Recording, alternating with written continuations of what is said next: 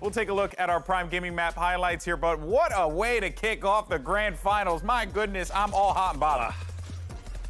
Golden Boy, Potter, Mitchman, there's no better way you could start this off. Kick things off in the grand finals of Masters 2, an overtime map on map number 1, and this was off how good FNATIC looked here on the attacker side. I did want to mention that on that intro before we got into that map. Bringing out of the sky, what can they do? Can they keep the jet? And I think they used that perfectly. The way that you actually had the sky flashes to come out to enable Durka to just run not only behind Trailblazers, flashes, and the Seekers, but it enabled him to also create that space, get the first bloods when they could on the attacker side, and also allow the rest of FNATIC to really move in together right after that. So I think they played a perfect attacker side too, but there had to been a lot of highlight plays for Sentinels to be able to pull that off. I think they lost a bit of that drive whenever they had that tech pause, and FNATIC just took advantage of that and just ran with it. So you have to be careful with it right now, right? It's been a sweaty first map. It's been stressful for Sentinels, where it's a map they're supposed to win quite easily,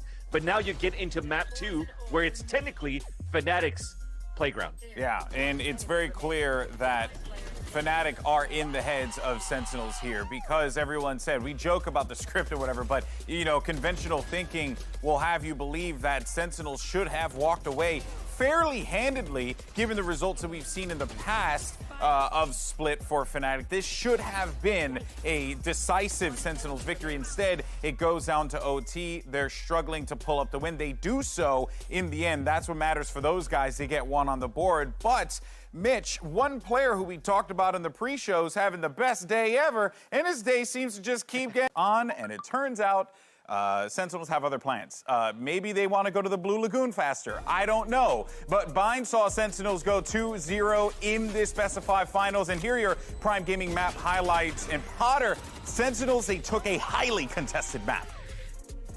They sure did. They sure did. And, you know, in the beginning of this match, I thought, surely this is FNATIC dominating. They did such a fantastic job controlling the pace on the attacker side. The shower control coming up from Boaster, it constantly kept Sentinels guessing. They've lost control over that side of the map. And then the misdirections, because of the conditioning that FNATIC were able to do early on in the first half, they're able to throw out fakes after fakes after fakes, and it caught Sentinels off guard. But man, on the attack side, that is where these guys on Sentinels absolutely thrive. TenZ going 8-1 in his first contact, first duels, winning out majority of them, nearly 200 ADR on him, just utilizing the dismiss in the perfect times. And man, Sentinels, every time they look like they're out, somehow, some way, a hero rises out.